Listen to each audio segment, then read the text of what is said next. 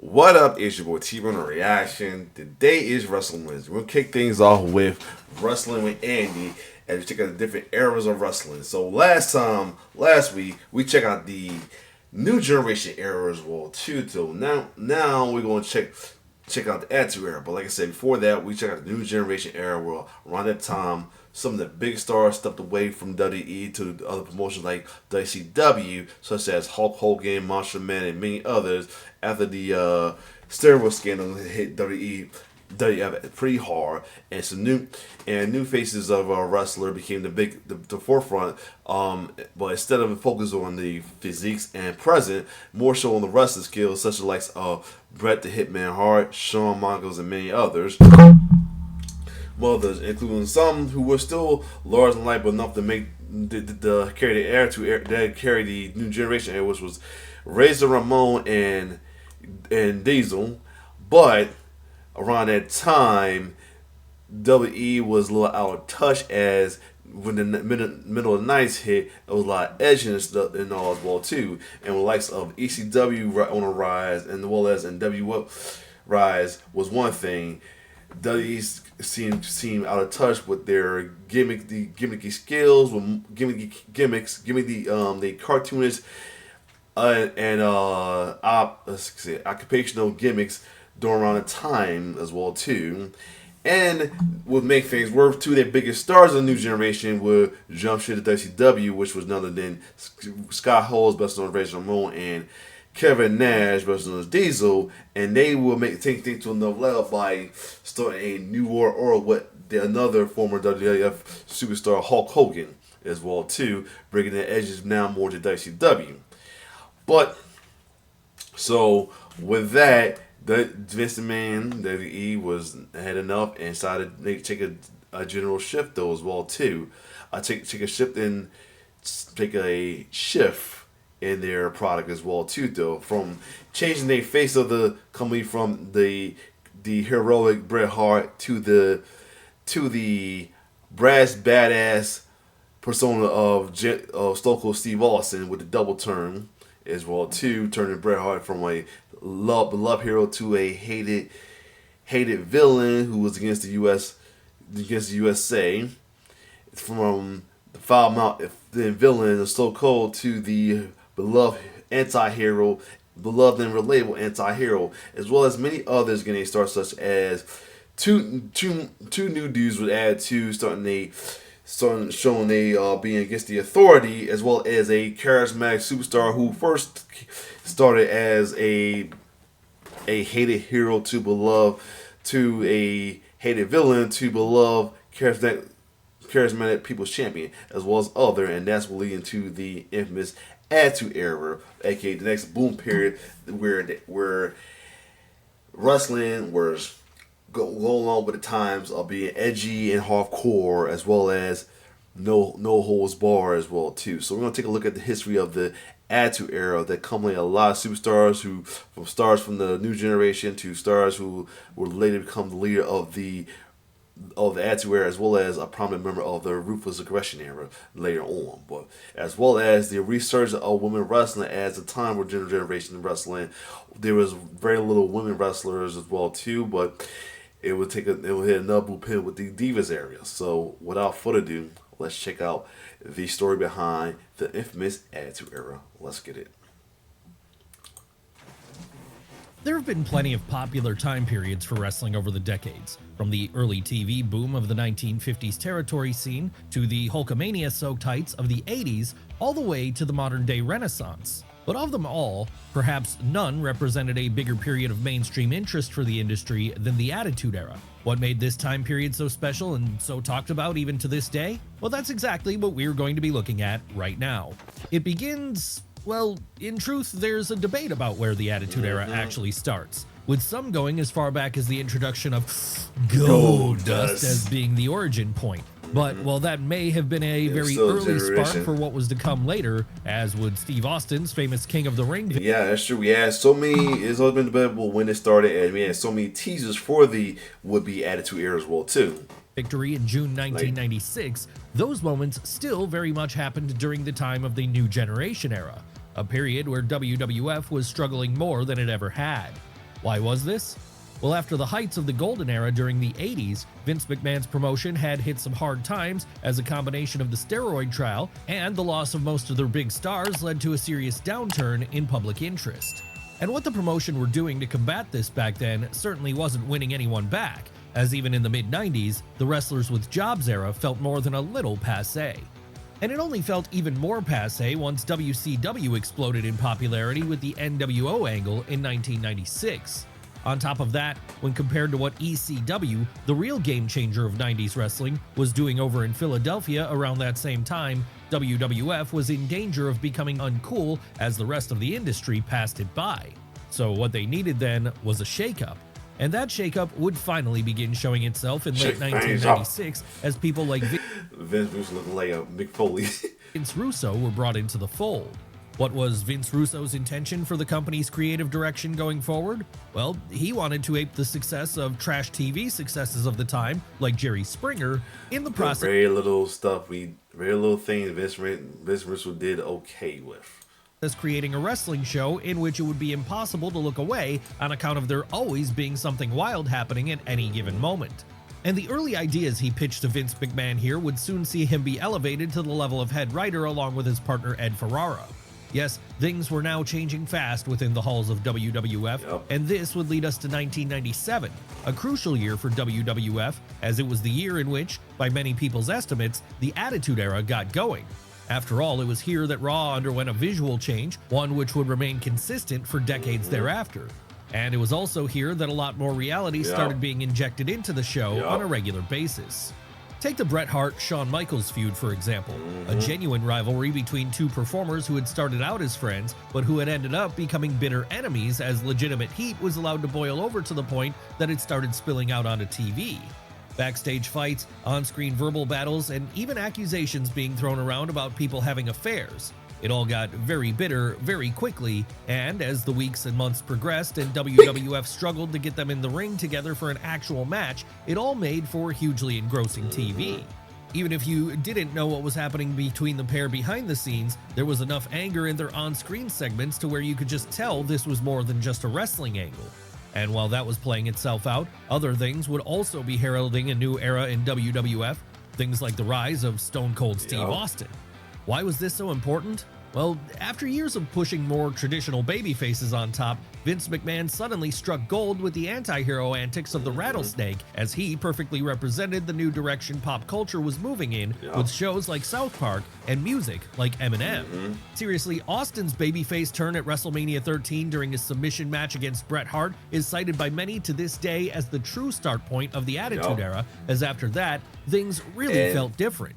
Hell, what followed on from here over the remainder And again, of Andy, thank you for clarifying that the double turn happened. The reason why I keep saying bringing this up, because it's got folks who's trying so hard to make it seem like the double turn didn't exist by their narrative, by the way they explain facing the hill as well too. Though there's folks saying Austin didn't ever turn face, the audience turned heel, or Austin turned face, he became the likable heel and all this well too, and so on and so on. They compared to Austin with other baby faces like there's only a one dimension, there's only putting baby faces in the boxes like Austin, like or same with the current with Eddie Guerrero later on with the light cheese still and everything as well too, like. You know, there's other stuff as well too. Like the stuff I deal with, just for folks to want to make it seem like nobody should, that people don't like faces no more. Like, come on. 1997 has been Or trying considered to make it seem like folks like myself deep down like hills, but no, that's not the case. by many to be the best stretch of creative WWF ever went through. And another part of the reason it felt so fresh was because at some point during it, Vince McMahon had admitted he was losing touch with what his audience wanted, and so he had told his roster at an all-hands-on-deck meeting that he wanted to give them more creative freedom when it came to developing their own characters moving forward. What a great decision this was then, as it led to people like Mick Foley rising up the card as Yup. his Cactus Jack persona yeah. finally made it to WWF. And as if that wasn't enough, it also led to Brian Pillman setting the template for any worked shoot angles to come in the decades which followed, Yup. with his loose cannon antics that blurred the lines between reality and fiction Yup. to the point that no one could tell what was happening anymore. Right. Seriously, his Pillman's Got a segment this year was so wild, it very nearly... That, I still remember that segment. Me and my cousin at our grandma's house at the time. This came because I was going to school in Philadelphia, so I stayed with my grandma, and me and my cousin was there as well too, because we was waiting both for our parents to pick us up. We watched that. Oh, and my grandma was a Versa fan. You know, she watched this and WCW. We remember that. We thought that man had shot Austin, yo. When the camera would blip, we thought that man shot Austin. Thought the camera go back, see Austin laid out or with a gunshot wound or something, yo. That segment was wild. got Raw kicked off the air. But seeing the buzz it had created, Vince McMahon decided to lean further into that kind of context with things like the early days of DX and the initial sparks of a rivalry which would go on to dominate the next few years when in front of a rabid Madison Square Garden crowd on the September 22nd, 1997 episode of Raw, Steve Austin delivered a stone cold stunner to his boss, with this being a line no one had ever dared to cross before at the time. Obviously then, this made for a lot of renewed excitement within the company. That said, for as excellent as 1997 was for WWF on a creative level, they were still being absolutely Yeah, and a lot of people like that because, you know, a lot of people do not like their boss as well too.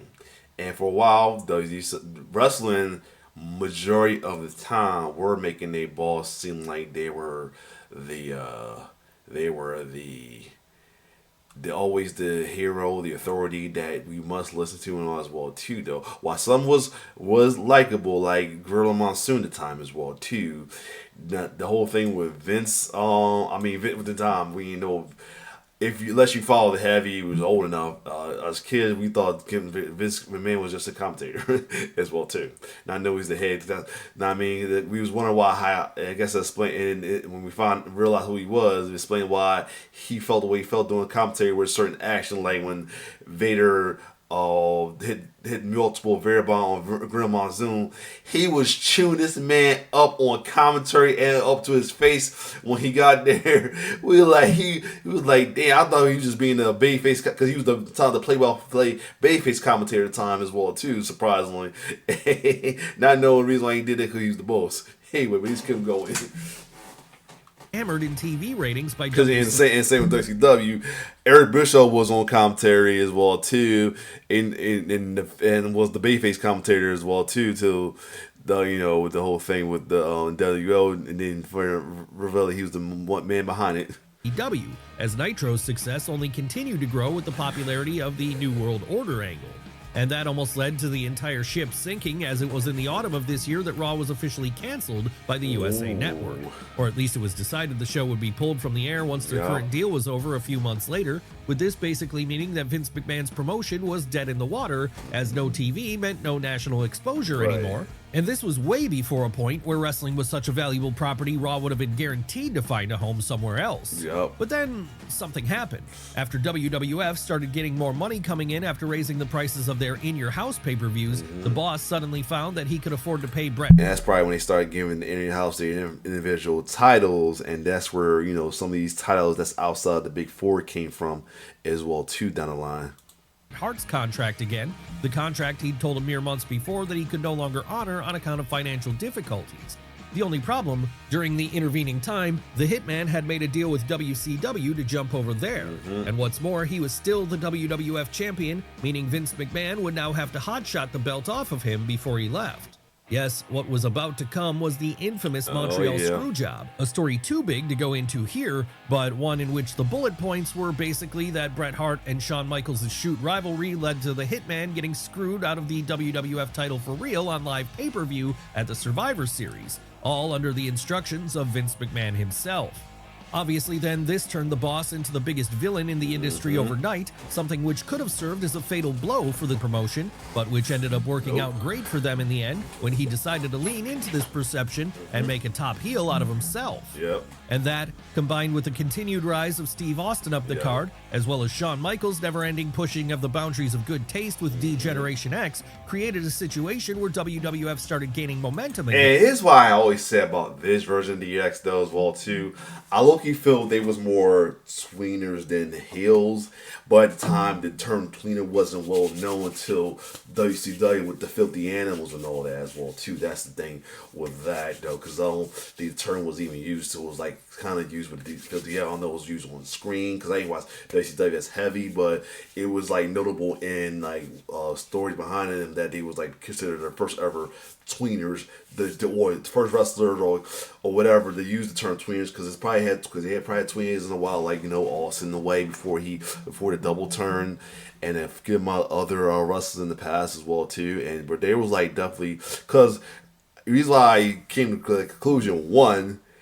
They got the name from a heel faction, which was the Hart Foundation. That this is like after the double turn and Brett was heel, he kept calling them degenerates, and they like, you know what, we're Generation X. And then that's when, and after that promo, I think it's that promo right there when he calls himself, Fish calls himself Generation X right there too. Secondly, most of their feuds was against other heel factions like the Nation of Domination and the Hart Foundation. Like the only time they really was heels were the initial alliance between the two, which Triple H helped Shawn Michaels against, I think it was Mick Foley at the time, and Triple H feud with Mankind with the release of Cactus Jack, and his Shawn Michaels feud with Stone Cold Steve Austin for the belt when Mike Tyson got involved too. Other than that though, most of their stuff and actions were like tweeners, and they was against authority figures like Sean Slaughter, which people will look at Sean Slaughter as an authority figure more so as a heel than a babyface authority figure. So them going at him all the time seem more face than heel in my opinion. So yeah. Momentum which would lead us into WrestleMania 14, the night which is pretty much considered the start of the Attitude Era by the company. What happened here which is so important? Well, it was the night that Stone Cold beat HBK for the WWF title and formally became the face of this new burgeoning era. Of course, getting a big audience to tune in for WrestleMania was one thing. After all, with a mainstream star like Mike Tyson serving as the special guest enforcer for the main event at that show, it was obvious interest was going to be higher than normal. But getting them to stay after the fact was another thing altogether. Luckily though, WWF just so happened to have what is considered by many to be the greatest angle of all time as a follow-up. What was this angle? Well, it would see new WWF champion Steve Austin play the role of a man of the people as he went to war with Vince McMahon himself, the evil Machiavellian villain of the story who wanted nothing more than to get the belt off of the Rattlesnake and get it onto a more corporate champion instead. Obviously then, it was very easy for a lot of people to identify with the plight of Austin here, especially those who worked in more blue-collar jobs and who hated their own bosses. And it also became very easy for teenagers and young men in the process of rebelling against authority themselves to find a hero in the Rattlesnake. Basically what we're saying here is that the fact WWF exploded in mainstream popularity at this time should come as no surprise. What would have been a surprise to people back then, though, was how quickly things had turned around, as mere months before, this was a promotion which was on the verge of death, with it literally only being saved by going under once the USA Network saw how many viewers Stone Cold was bringing in and decided to do a 180 and renew Raw instead of canceling it.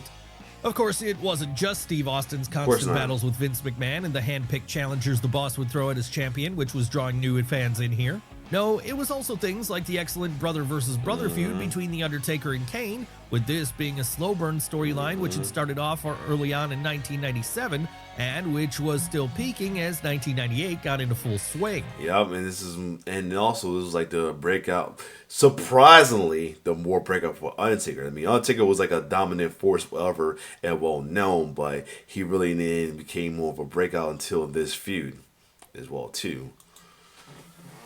Then, of course, there was the babyface turn of a now Triple H-led DX post Shawn Michaels' retirement on account of injury. Mick Foley's continued excellent character work across his three different incarnations, Mankind, Dude Love, and Cactus Jack. and a rise of another course. top star and a young rookie named The Rock. Yes, another key factor in the Attitude Era being as special as it was is the fact that unlike any other time period in wrestling before or after, it had two generational stars at its helm. Basically, with Steve Austin and The Rock, they had two Hulk Hogans at the same time. Yep. And below them, the rest of the roster was absolutely stacked with star power from top to bottom, with this all leading to a situation where, come the end of 1998, WWF was already starting to leave WCW in the dust as the pendulum of the Monday Night. But facts though, because around this time, down to the low card was hella popular. It's around nowadays, the low card, if you didn't release anything, who that, you get the dickheads going, who that, who this, who that, like who, like we released and who, okay, no one cared. But around this time, down to the low card, a lot of people was interested in it as well too, because some of them even had storylines as well. It was part had their own storyline, or was like somewhat part of a storyline with the higher cards as well too. So yeah. Wars fully shifted in WWF's favor. But then how couldn't they when so many iconic moments, which are still talked about fondly to this day, happened during that 12-month period? Come on now. Aside from Stone Cold winning the big one at WrestleMania 14, 1998 was also the year which gave us scenes such as Mick Foley's insane, death-defying Hell in a Cell bump at King of the Ring, DX invading Nitro in a Jeep on an episode of Raw, the Rattlesnake driving a Zamboni down to the ring in order to get at Vince McMahon, Mick Foley and Terry Funk being packed into a dumpster and then thrown off the entrance ramp, and The Rock turning heel after winning the Deadly Games tournament at Survivor Series. Basically, all of this is to say, and not to mention, that's just half of it. that it was exactly what Vince Russo had planned for when he first took over the book. Crash TV, which you couldn't look away from, and that led to big-time ratings for Vince McMahon and company as wrestling, particularly. I was about to say what we about to show, what they show right now. And not WCW now became the talk of the pop. Like, there's the only thing that's all about the Attitude Era. Literally, you had pimps, vampires, and vampire characters were the heroes, the good guys in this as well too. Like Brew would had a little run, be part of the corporate, the Ministry of Darkness, who was heels, villains. They would break out and be baby faces as well too. Godfather, who started out with a heel faction, the Nation was a short version of Nation Domination, comes a babyface and a babyface hero, a good guy as well too. Walk around with women, well, the H word, promiscuous women as well too. That was the cool thing about the Attitude Era though, like stuff that will be frowned on upon the society, frowned on by society or higher ups, were the good guys. That was the cool thing about it as well too. We're the good guys. Culture landscape. And as 1990, we could, like this around the time, folks could do some fucked up shit and not be questioned about it because the good guys are wrestlers doing it. We had a porn star character as a good guy. As a good guy. Don't think about it. Porn, you know how much porn is frowned upon? He was the good guy. 1999 got going, the craziness would only increase, and the gap between WWF and WCW only widen, as Steve Austin's WrestleMania 15 bout against The Rock marked the first of 3 times this pair would main event the Showcase of the Immortals. So much momentum was WWF building here, in fact, they'd even started to get a bunch of WCW talent to jump ship, and young talent at that. We're talking about names like Chris Jericho and The Big Show here. And while they were getting settled in, other crazy scenes like Stone Cold giving the corporation a beer bath when he drove a Coors truck down to the ring, the reveal of the higher power after months of speculation. If you look back at it, it was much as it was like a crazy moment, it was like, wow. The Rock and Sock Connection's famous This Is Your Life segment, and Mick Foley's iconic first world title win, set to the sound of one of the largest pops in wrestling history, would be continuing to draw in massive TV ratings every week. Sadly though, a few things would happen in the autumn of this year which threatened to halt all the momentum that the company had built, the first of which was the exit of the show's head writers Vince Russo and Ed Ferrara. Why had Russo and Ferrara chosen to leave WWF here? Well, after the introduction of the company's second live weekly show, SmackDown, that summer, the pair became burnt out trying to keep up with the new creative, especially when Vince McMahon wanted them to do this for the same amount of money they'd been getting paid before. So, seeing an opportunity to help boost the now struggling WCW, the duo jumped over there instead, leaving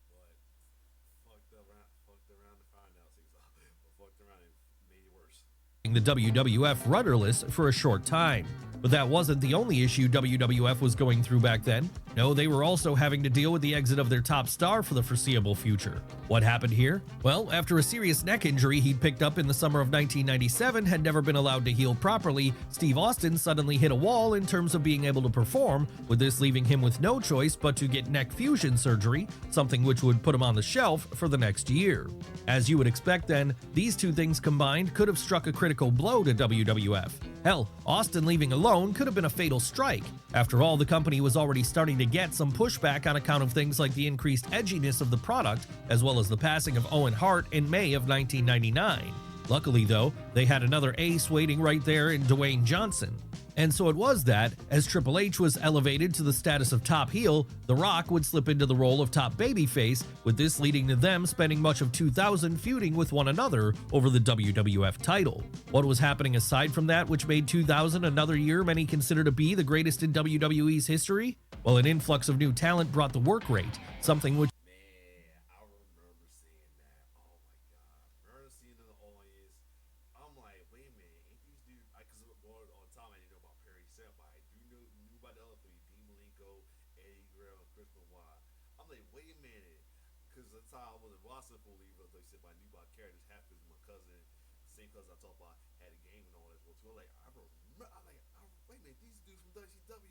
what they doing over here? This is what time we had internet, you didn't have like quick access to a dirt sheet. We did not know none of them. Same thing with Chris Jericho. Same thing. Same with Chris Jericho and Big Show. We ain't know shit about it. We all just saw them, see them MFs over there, and you take it back for the X Pac as well too. Yeah, man, we ain't know nothing. No, we just was. This was like a bigger shock than we get with people coming over now. Which made this feel like a second stage of the Attitude Era was beginning. That's right, after the first couple of years had been characterized by a lot of kick-punch brawling main events, something which had partially been done in order to accommodate for a physically compromised Steve Austin, new additions to the roster here, such as Kurt Angle, Chris Benoit, and Eddie Guerrero, suddenly led to some high work rate matches taking place on not only Raw and SmackDown, but also pay-per-view. And they weren't the only big changes happening to the roster during 2000, as it would also be here that we'd see some of the women not named Chyna start to rise in prominence.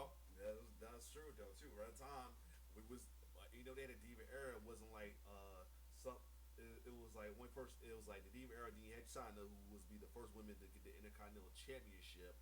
But at the time we had women's division. We had more women than usual. It wasn't as the evolution of time we was doing the David area, was more about sex appeal than skills until the rise of two former valets took the next steps took the next step. That's we show right here Lita and Trish Stratus as well too, and then they'll carry on with the likes of Molly Holly and a good amount of others too. Specifically Trish Stratus and Lita. As well as that, tag team wrestling would undergo something of a renaissance in WWF when the Hardy Boys, the Dudley Boys, and Edge and Christian all worked together to set a new bar for the division during their Triangle Ladder match at WrestleMania 2000, and then their TLC 1 rematch at SummerSlam a few months later. That said, for as great as this was, it would be the main event scene which was continuing to anchor everything, a division which was being led by The Rock and to a lesser extent Triple H. Hell, even the retirement of Mick Foley in early 2000 couldn't slow things down, as once The Undertaker returned from his own injury with an all-new American Badass incarnation, it would fill the gap left by Foley. This was the best thing they did, to be honest, because I'm gonna be honest, I'm not sure if you look at it a little bit. Will you think the Dead Man gimmick would like work as well in like the later in the 2000s, where we was all the edges as well too? I wouldn't think so.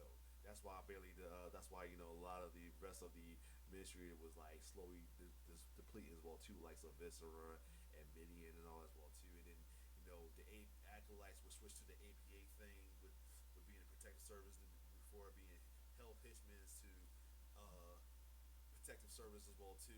Of anybody who hires him, which is also a cool moment as well too. I mean, reason why Kane worked out well because of the storyline involving him as well too, though. And Foley. And while Vince McMahon was still playing a top heel authority figure, he wouldn't be the only McMahon on screen anymore, as by then both of his children, Shane and Stephanie, had become prominent TV figures, with this being when Stephanie got kayfabe married to her future real-life husband, Triple H, in order to start the McMahon-Helmsley era angle. Sure. I gotta say what I gotta say about the I'm not sure I said it before and not. Go back real quick. Here's the thing. You know me, I'm against heels as well too. But if I was, I felt that it should have stopped here.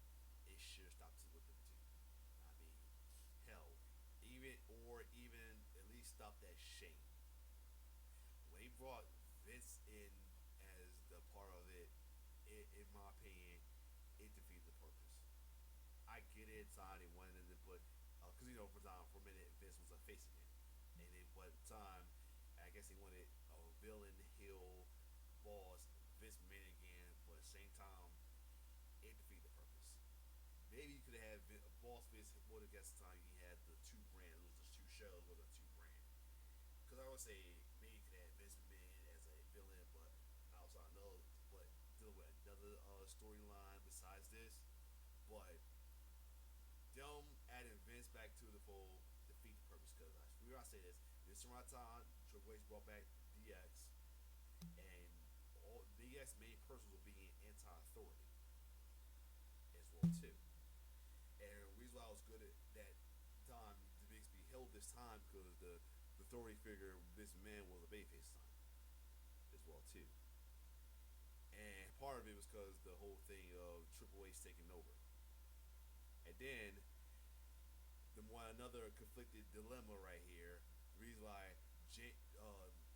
Stephanie McMahon joined Triple H out of spite of what her father did as being the one behind the order, I guess, whenever the SB Austin. Because before that, Undertaker kidnapped her and tried to force to marry her.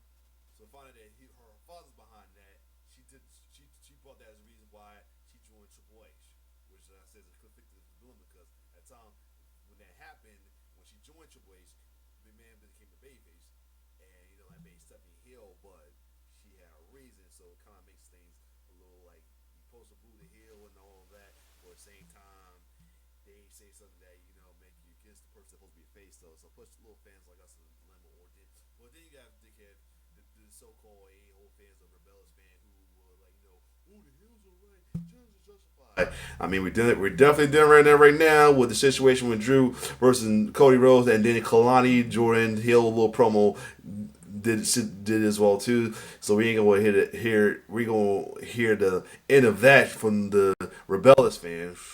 So anyway, putting a lot of wrestling in a conflicted dilemma, in my opinion, as of lately. So anyway, let's keep going. Helmsley era angle. Sure, by then, some of the more outrageous characters of the early years of the Attitude Era, like The Godfather and Val Venus, were being phased out on account of backlash from parents groups, but the edginess... That's explaining why they both got put part of the right to censor. certainly remained overall. The only difference was that, now with Chris Kresge taking over as the head of creative, the whole thing had felt like it had a stronger sense of structure than it had when Vince Russo had been in control of the book. True. Really, this was the best of everything in many ways. It's true. And arguably a high watermark for WWE as a whole, as business had never been hotter and mainstream interest had never been greater. Yes, back then you couldn't move around the playground without seeing someone wearing an Austin 316 t-shirt or talking about what had happened on Raw the night prior. Facts. Even when shows like WrestleMania... That was like high school conversation. Shout out to my good buddy Jackie. Conversation every week, every day, the day after Raw, Tuesday next year in school. Friday next thing at school, because at the time SmackDown came on Thursday. But yeah, 2000 didn't hit, or when angles like Rikishi being revealed as the man who had kayfabe run Steve Austin over the year prior flopped, it did. I did it for The Rock. I did it for the people. Shush. Yep. nothing to hurt the company's popularity, as they were so white hot, they were able to withstand this easily. So when Stone Cold did finally return from his injury in the autumn, he was able to walk back into a promotion which hadn't skipped a beat in his absence. Hell, at this point, there was now a question for the first time as to who the true top star of the WWF was, Austin or The Rock, and that competition between the two to be the ace only pushed each to continue taking the company to even greater heights as 2000 came to a close with the staggering star power of a six-man Armageddon Hell in a Cell match featuring the Rattlesnake, the People's Champion, Triple H, The Undertaker, Kurt Angle, and Rikishi. That said, it wasn't like everything was perfect with Vince McMahon's promotion back then, as well it was now so hot it was on the verge of putting its competition out of business. It wasn't without lowlights, too. No, while there was undoubtedly a lot of great stuff which happened during it, there was a fair amount of bad, too. And we're not just talking about like Henry and Mae Young's romance, Rikishi's heel turn, and the infamous Brawl for All, and the overall pushing of the bar to the point that the levels of violence became simply too much for some to bear. Sure, wrestling had been violent before, and it would continue to be violent afterwards. But because this was a time period being so heavily marketed toward teenagers, it left many parents unhappy with what Vince McMahon was putting out there. Unsurprisingly then, that would continue to be a sentiment these groups held as 2001 came along and the boom period would reach another level again. What no one realized at the time, however, was that this period would also mark the end stretch, and the reasons the end was coming here would be numerous, even if there was one main one. Before that happened, though, things would continue going strong as arguably the greatest ever edition of the Royal Rumble took place and saw a stacked field of competitors be eliminated one by one, leaving only Stone Cold Steve Austin remaining. Obviously then, with The Rock winning the WWF title from Kurt Angle the following month at No Way Out, this was setting up the biggest match possible which the company had in the chamber for WrestleMania 17, Austin Rock 2 for the gold. And what made this different from the WrestleMania 15 encounter was that by now, both were baby faces, and both had real claims as to which one was the face of the Attitude Era. Of course, while this was a major main event for the show, it wasn't the main story heading into the event in many ways, as it would be mere days before WrestleMania 17 that the Monday Night Wars formally came to an end, when Vince McMahon purchased WCW for pennies on the dollar. And while the storyline following on from this would be that Shane McMahon had actually bought the promotion right out from under his father's nose and would from there be running it as a competitor once more, it was clear to everyone that in reality this was the end of an era. Why was that? Well, with ECW being gone too, and there truly being no one else left to push WWF to be its best anymore, they'd start to lose momentum very quickly. Sure, WrestleMania 17 would be great, an all-timer in fact. Seriously, to this day, it's like probably why it got like that around like the late 2010s, you know, because at the time it wasn't barely any competition. We still had shows like Ring of Honor and TNA, but wasn't heavily televised. TNA was trying to find its home station, and Ring of Honor, we didn't know when or what channel or time it came on. And, you know, the only way to watch new stuff like New Japan and all that stuff was online as well, too, and then streaming service. And at the time, folks really didn't want to do streaming service like that. And then any wrestling is like however you would be able to watch it as well, too. And then, you know, came AEW. That's when, you know, WWE started stepping up with praise. So we was getting like earlier rendition of that right there and around this time. Many consider it to be the greatest wrestling show of all time, but when it ended with Steve Austin turning heel and joining forces with Vince McMahon in order to win the WWF title from The Rock, it was immediately clear that a huge mistake had been made. After all, no one wanted to boo Steve Austin back in 2001. See? Hell, keeping it heel goes wrong. He was the reason so many people had started watching again in 1998. So to see him go to the dark side and align himself with the man he'd been fighting for all those years, well, it felt like a complete betrayal of the character fans had fallen in love with. And you could see the effects of this decision almost instantaneously, as within a matter of weeks, interest in the WWF product felt like it had cooled off significantly. That said, there were other factors at play when explaining why things cooled off so much after WrestleMania 17. For one, there was the fact that, with The Rock disappearing to film a movie here, there was no big babyface to step up and oppose the Rattlesnake. And on top of that, there was the reality that there was a definite sense of creative burnout within the company overall now that they didn't have WCW breathing down their necks and forcing them to keep going at full speed. Then, of course, there was the disaster that was the Invasion era. An angle which should have been a surefire hit, as it promised the ultimate wrestling crossover of the World Wrestling Federation versus World Championship Wrestling. In the end, though, with so few of the big WCW names being present for this, it quickly turned into WWF versus WWF with some WCW and ECW guys along for the ride. Pretty much. pretty much. That's pretty much it. That damn Time Warner fucked up a lot of shit. At least ECW had most of these joints, but that Time Warner fucked up a lot of shit. A lot of people had to step up, and it wasn't like noble names to like Booker T and DDP, and they got Booker T they had okay, but the rest is a good amount of the noble names like DDP got introduced in the worst way as well too. And we were looking at WCW's version of an early earlier rendition of NXT, pretty much. Not what anyone was interested in seeing back then. Mainly, though, it was the Steve Austin heel turn which has been credited with ending the Attitude Era, with many today marking WrestleMania 17 as the official end point.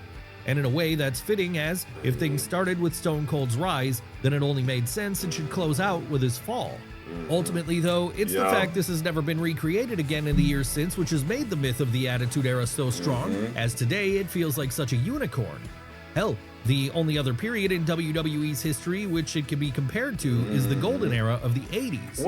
And while that era was undoubtedly a boom period too, it doesn't have the same cool factor that the turn of the millennium had. There's one more era that we'll cover next week that this led to. As in people's memory today, largely because that period appealed to a more adult audience, one who were looking for an edgier and grittier product overall.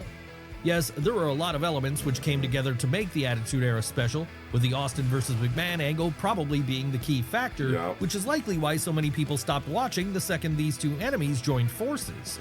But even if they left and some never returned, the memories of what they watched back then will continue to live on, as even today, the nostalgia of the turn of the millennium period continues to be strong. And that's understandable, as it was a time when wrestling truly felt cool and where you had to tune in every week as you truly didn't know what was going to happen once the show got started. Yep, and there you have it. Let me stop. So there you have it right there. The history of the Attitude Era right there. So next week, we'll look at the history where, again, just like the new generation, some of the big stars stepped away from retirement or going to Hollywood. Slight difference than the new generation era or exit of the big stars, because Hollywood Hogan did go Hollywood and became Hollywood Hogan on WCW.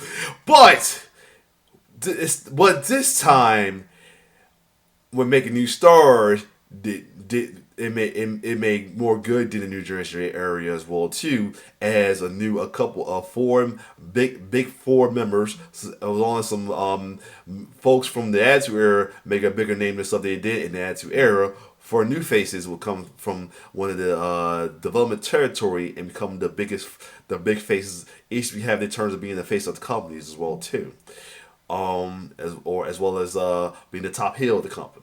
A lot of research of the women's division as well too, and research of a division that wasn't heavily looked at during the Attitude Era, but was looked at heavily in the competition of WCW. Will make their forefronts in the WWF site as well too, and a lot of other things too. So other than that, in that era will be Ruthless Aggression Era. So that being said, we'll check that out next week possibly. If you like my reaction, like, share, subscribe to my YouTube channel. It's your boy T-Bear signing off. One love.